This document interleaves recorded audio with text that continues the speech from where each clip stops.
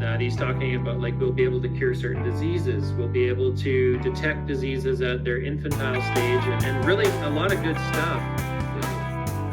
Theoretically, that you look at and you say, yeah, I love that idea. To be able to cure cerebral palsy or help individuals who have spinal cord injuries to reconnect, the connections in their spinal cord that have been severed so that they can learn to walk again.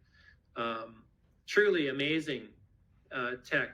Yeah. But as far as the AI goes, it will be able to read the brain, image the brain at the genesis of your thinking.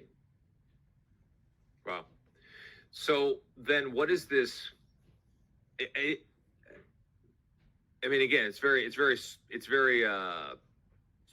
very religious. It's very, I would say in one sense, supernatural, or at least it seems to have some hints to that. Do you suspect that Kurzweil, feel free to not answer too specifically if you want to, but him or maybe others like him, because there's all sorts of crazy stories about XYZ group or this person or in the Southwest of the United States or this place or these weird interdimensional things. We go back to places like, Genesis 6 and the giants and the Nephilim, and like there's a lot of weird stuff in the Bible that even modern Christians today we're kind of like, oh, I don't really know what that means, and we might just ignore it or something.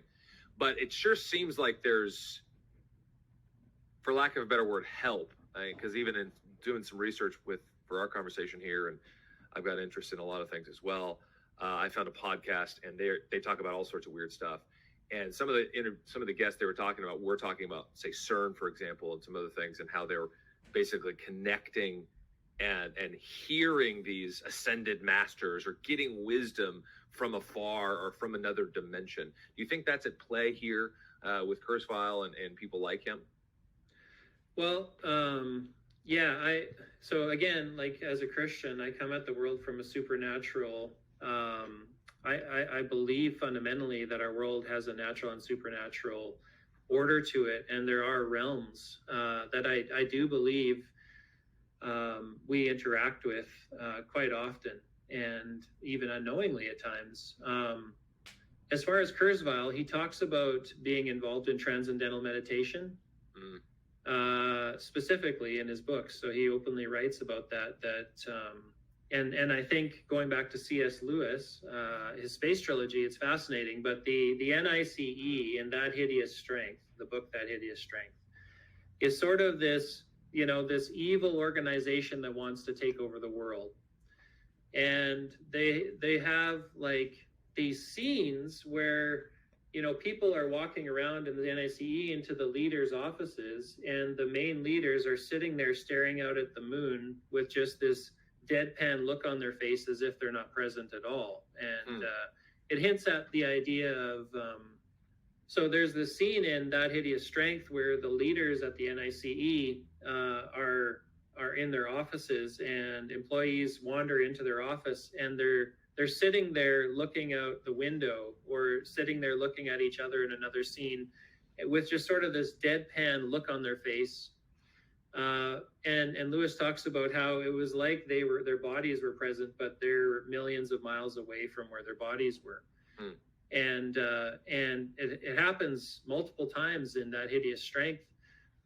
And so when you read something like that, it brings to mind the idea of astral projection. And I'm not endorsing astral projection. I'm just saying that Lewis writes it into his stories as something that the people on the side of the line who want to take over the world are seeking wisdom from outside themselves. Yeah. And not from God. Not from God, exactly. Right. Yeah. And you see it also in when you read Paralandra, the second book of the series. There's a key guy. The antagonist in the book is a guy named Weston. Right. He's an acclaimed scientist who starts engaging with the protagonist of the story, Ransom, and saying how his whole life he's been guided by an outside power, and that this power has given him wisdom and helping him to become, the man who leads humanity and human consciousness into the future in a way that changes the future of humanity for humanity's preservation, and like all these grand statements. Yeah. It ends up being that he's possessed by the devil. and it leads to this interaction between this man Ransom and the devil, and it's sort of a recreation of the biblical fall, but where a human being defends, the innocent woman from the devil's influence and is triumphant. Wow. It's a fascinating story, but when you look at those things, so you get somebody like Kurzweil who talks about transcendental meditation and that he practices this on a regular basis. I'm not sure the level of spirituality that comes through in that with him, but the fact that he's referencing it as something very important to his life shows that there is this spiritual dynamic of him seeking.